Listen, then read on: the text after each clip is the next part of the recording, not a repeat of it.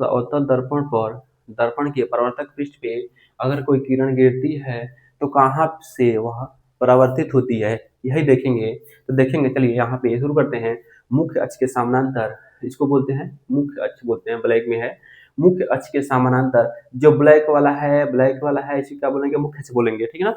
मुख्य अक्ष के समानांतर अगर कोई किरण गिरती है तो इसके अवतल दर्पण के परावर्तक पृष्ठ पे गिरती है तो वहां से मुख्य फोकस बिंदु से होकर गुजरेगी। कहाँ से होकर गुजरेगी, फोकस बिंदु से होकर गुजरेगी। ये हमारा ये फोकस बिंदु है, ठीक है, ये फोकस बिंदु है, यहाँ से होकर गुजरेगी।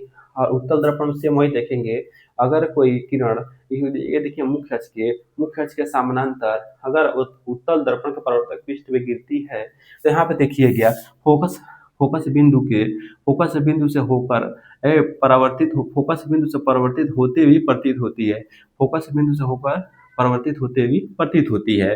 और सेम यहाँ पे देखेंगे, ये है हमारा सेकंड टर्म है। यहाँ पे देखेंगे अगर कोई किरण फोकस बिंदु से होती हुई अवतल दर्पण के परावर्तक पृष्ठ से टकराती है तो वो क्या होगी, पृष्ठ से टकराती है, क्या होगी, मुख्य अक्ष के समानांतर वो क्या होगा, परावर्तित होगी, मुख्य अक्ष के समानांतर परावर्तित होगी। सेम इसके उल्टा होगा, ठीक ना, मुख्य अक्ष के इसके उल्टा, मुख्य अक्ष के समानांतर परावर्तित होगी।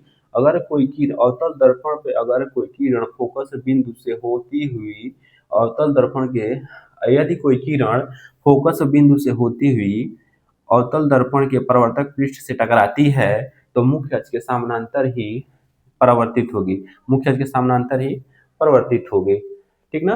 अब देखो यहाँ पे सेम है, अगर कोई किरण फोकस बिंदु से होकर गिरती हुई प्रतीत होती है तो क्या होगी, ये भी मुख्य अक्ष के समानांतर ही रिफ्लेक्ट होगी, यानी परावर्तित होगी, यह देखेंगे, ठीक है।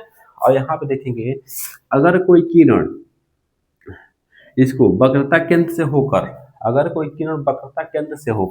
इसको हम वक्रता केंद्र बोलेंगे। यदि कोई किरण वक्रता केंद्र से होकर अवतल दर्पण के परावर्तक पृष्ठ से टकराती है, उसी दिशा में क्या होती है, वापस हो जाती है, ठीक है। अब इसका हम एक और पॉइंट बताएंगे, और ये क्या है, सेम यहाँ पे भी होगा। अगर कोई किरण उत्तल दर्पण के परावर्तक पृष्ठ पर टकराती है और उसको बिंदु यानी वक्रता केंद्र पर जाती हुई प्रतीत होती है, तो वह उसी दिशा में क्या होगी, किरण क्या रिफ्लेक्ट हो जाएगी, इधर उधर नहीं मुड़ेंगे, सेम उसी दिशा में रिफ्लेक्ट हो जाएंगी। अगर कोई तिर्यक किरण, ठीक ना, पोल पे आकर गिरती है, ये पोल पे आकर गिरती है तो जितना डिग्री के यहाँ पे कोण बनाएगी आई होगा, आर भी इतना ही बनेगा, क्या होगा, रिफ्लेक्ट हो जाएगी, ठीक ना। जितना डिग्री के यहाँ पे कोण बनाएगी वहाँ इतना डिग्री क्या होगी, रिफ्लेक्ट हो जाएगी। सेम प्रोसेस यही होगा। अगर कोई उत्तल दर्पण पे अगर कोई तिर्यक किरण हमारे बिंदु पोल यानी पोल पे पी पे यानी ध्रुव पे गिर जाती है, इसको बोलते हैं पी। अगर ध्रुव पे गिरती है तो जितना आई होगा उतना क्या होगा, आर होगा। जितना कोण बनाती हुई ध्रुव पे गिरेगी, यानी इसको हम नॉर्मल बोलते हैं, ठीक है। नॉर्मल जितना यहाँ पे कोण बनाती हुई पोल पे गिरेगी उतना ही कोण बनाती हुई क्या होगा, रिफ्लेक्ट हो जाएगी।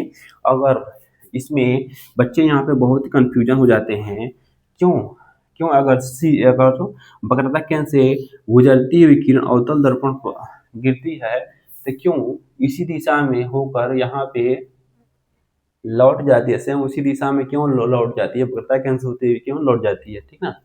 यहाँ पे देखेंगे